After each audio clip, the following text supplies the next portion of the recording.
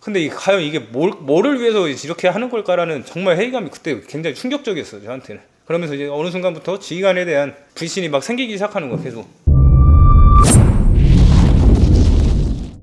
2010년도 20살에 현역으로 입대를 해서 2011년에 현역부사관으로 이제 임관을 했고 20년에 멋있게 전역 지원서를 내고 작년에 전역 신고를 했습니다. 처음에 이제 삼포병 여단에 가서 이제 포병부대에서 이제 근무를 했고 K9 자주포 우종수로 처음에 들어갔다가 이제 간부를 하고 이제 포반장 임무생을 하면서 그 와중에 좋은 기회가 돼서 이제 훈련부사관을 지원했다가 2016년도에 3년 임기를 마치고 다시 삼포병을 원복을 했었습니다. 아, 그럼 훈련부사관 같은 경우는 기본 임기가 3년 동안 교관 임무를 해야 되는 거예요? 네, 기본 3년 하고 최대 이제 연장을 이제 1년씩 늘 수가 있고 그래서 5년까지 기본 임기 5년. 제가 알기로는 이 훈련부사관이라는 거는 부사관 중에 부사관. 그리고 저는 훈련부사관 분들에 대한 되게 그 로망과 좀 판타지가 있어요. 네. 제가 봤던 훈련부사관 분들은 항상 뭐라 살아있는 교본 같은 아, 그치. 이제 부사관들이 과거에는 2011년도까지는 장교들이 그 병기본 훈련을 갖고 그쵸, 있다가 그쵸. 예. 그때 당시 2011년도부터 부사관들이 전담하면서 12년도부터인가 아마 그럴 겁니다. 예. 부사관들이 전담하면서 이제 병기본 훈련은 이제 부사관들이 전담으로 그쵸. 바뀌었잖아요. 예. 훈련부사관에 대한 되게 로망과 멋있는 군인이라는 이미지가 있고 그분들은 또 진급이 그쵸. 보장되어 있는 그쵸. 그러한 엘리트 길을 걸으셨는데 네. 어떻게 하다 이렇게 또 일단은 뭐 야전에 있을 때 진취적으로 항상 발전적인 생각을 많이 했었어요. 초임 하사 때 영어 공부도 막 계속 많이 하려고 노력했었고 책도 많이 봤었고 운동도 되게 좋아했었고 우연치 않게 누가 저한테 이렇게 제시를 해줬어요. 그리고 뭐 한번 이거 이번에 모집을 하는데 그때 한번 지원할 생각 있냐? 그래서 그냥 뭐 해봤어요. 했는데 갑자기 됐다고 해가지고 얼떨결에 면접도 보고 뭐 다 그 과정을 하기 위해서 이제 부사관학교로 이제 갔는데 와 거기서도 경쟁이 센 거예요. 못하면 그 원복시키잖아요. 네. 죽기 살기로 막 교본 막 딸딸딸 외우고 막 머리는 안 좋은데 그냥 무식하게 하자 이런 생각을 가지고. 그럼 훈련부사관 보통 경쟁률이 얼마나 되나요? 이 훈련부사관 메리트가 장기를 지켜줘요. 장기도 보장되고 네. 상사 진급도 보장되잖아요. 그쵸. 예. 훈련부사관이. 네. 그래서 그때 와 지원율이 제가 알기로는 많았던 것 같은데 그때는 좀 또 많이 뽑았어요. 그때 저희가 한 150명인가 140 몇 명 입교를 해서 최종 한 90명인가 이렇게 임명을 했던 것 같아요. 네, 한 4대 지원할 예, 때 4대 1. 거기다가 또 들어가서도 경쟁이에요? 네, 4대 1로 알고 있어요. 그러면 또 들어가서도 그렇죠. 경쟁이죠. 거기서도 또 경쟁? 네, 상호 평가도 해야 되고. 그러면 중간에 떨어지셔서 원복하신 분들도 있고 그럼 또 도전하시는 분들도 있겠네요. 맞아요. 네. 이렇게 많이 언급이 안 된 것 같은데 훈련부사관 교관님들 진짜 멋있습니다. 진짜 와 사명감이 달라요. 그럼요. 제가 볼 때는 네. 저의 개인적인 사견입니다만 저는 사관학교에 있는 교관들은 장교들 교관들은 순환직이잖아요. 그쵸. 왔다가 가잖아요. 그렇죠. 근데 이제 부사관학교에 있는 훈련부사관 분들은 네. 좀 오래 계시잖아요. 네. 그리고 좀 제가 알기로도 자기 후배를 길러낸다는 좀 사명감으로 그렇죠. 조금 더 악독하게 하시고 그렇죠. 그리고 부사관학교는 오히려 여러분들 그 임관 유예가 네. 중간에 내보내는 경우 꽤 많더라고요. 맞아요. 근데 지금 사관학교나 장교기관은 잘 안 내보내거든요. 그래요? 훈련부사관들이 너무나 칼같이 하기 때문에 맞아요. 저는 그런 분들 좀 리스펙이 있거든요. 저런 분들 진짜 군인이다. 인정합니다. 일단은 뭐 훈련병들을 통제를 해야 되는 입장이다 보니까 신경이 계속 예민해 있었던 것 같아요. 그러면서 상급자와의 뭔가 의견이 안 맞으면은 분명히 좀 마찰이 있었었고 사격의 합격률이라든지 뭐 특급 전사가 90% 나왔는데 뭐 우리 중대는 왜 이거밖에 안 나오냐? 이건 사격 교관이 문제가 있는 거다. 끌어올려라. 근데 이게 아무리 내가 정말 열정적으로 막 어떻게든 간에 막 이 친구들을 막 사격을 합격시키기 위해서 또는 특급을 최대한 끌어내기 위해서 엄청 노력을 많이 해도 한계가 있어요, 사실. 예, 한계가 있다라는 거를 분명히 느꼈고 그리고 그 시즌마다 또 달라요, 들쑥날쑥. 그래서 어떤 이거 말해도 되는지 모르겠는데 어떤 게 있었냐면 그 사격 결과를 좀 사실 좀 조작을 하는 경우도 있어요. 그렇죠. 성과 분석할 때. 그거는 뭐 어느 부대나 있는 거 그래? 아닙니까? 정말 연구를 정말 많이 했어요. 근데 못 따라오는 친구들은 어쩔 수 없이 미안하지만 못 따라와요. 그럼요. 네. 모병이 아닌데. 그쵸. 징병으로 왔고 걔네들 열심히 할 이유가 뭐가 있는데요? 그쵸. 그러니까 이게 어떻게 보면은 마음가짐에서 문제가 좀 있다라는 걸 결론 내렸는데 자꾸 자꾸 결과지에 자꾸 압박을 넣으니까 자꾸 힘들더라고 교관으로서.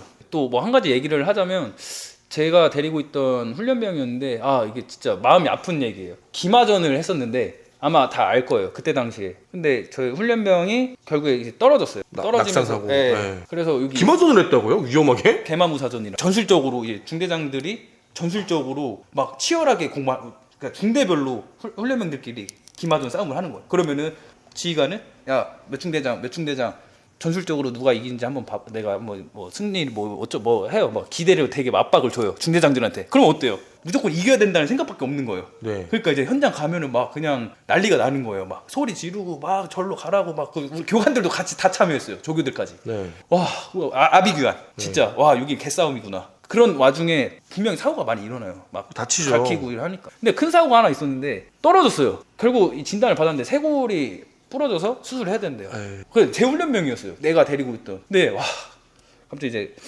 지휘관이 이제 병문안을 가래요. 저는 그때 스파크를 갖고 있었거든요. 차 끌면서 갔죠. 근데 진짜 내가 가는 게 맞죠. 근데 저는 그래도 최소한의 지휘관이랑 같이 동행해서 가는 게 맞지 않나. 그래서 그런 좀 생각으로 이제 좀 가슴이 아픈 상태에서 이제 갔죠. 그래서 제 사비로 뭐 자랑하는 게 아니라 그냥 너무 그 어머니께 좀 보이는 게 좀 너무 죄송스러워가지고 좀 그래도 뭐 사비로 사가고 좀 사가서 또 하필이면 어머니께서 생계가 조금 어려우셨나 그래서 왜 그러니까 버스 타고 오셨는데 그 아들 외아들이에요. 근데 그 상황을 얘기를 하는데 뭐 말이 안 돼. 기마전에 다쳤다고 말하기 좀 어려워서. 그렇죠. 근데 과연 이게 뭐를 위해서 이렇게 하는 걸까라는 정말 회의감이 그때 굉장히 충격적이었어요 저한테는. 그러면서 이제 어느 순간부터 지휘관에 대한 불신이 막 생기기 시작하는 거예요 계속.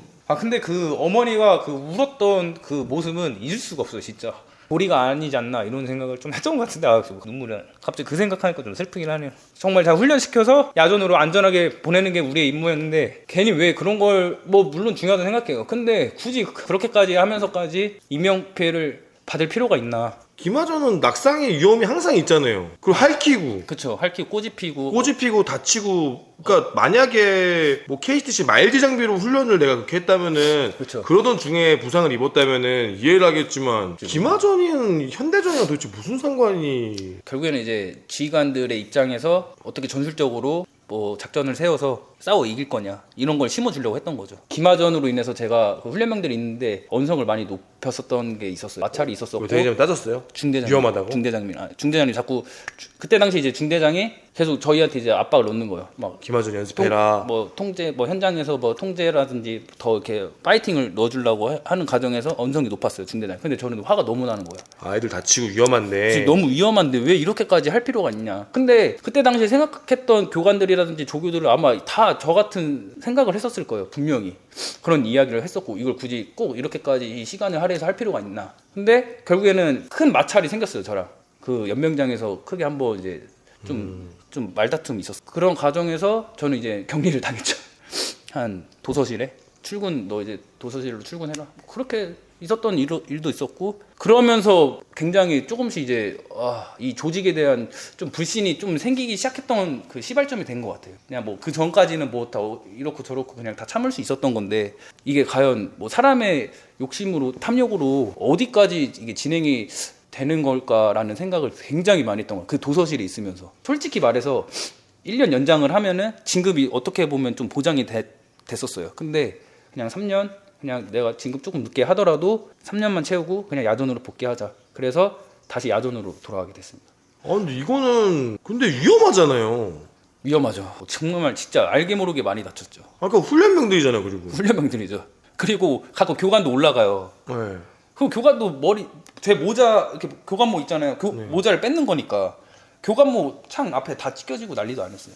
근데 막 긁히고 막 그런 외상을 입잖아요. 있죠. 그러니까 그게 좀 이해가 안 돼요. 그렇죠. 근데도 하는 건 이해가 안 돼. 기마는 낙상의 위험이 항상 있잖아요. 그렇죠. 그게 가장 그게 위험이 크잖아요. 낙상의 위험이.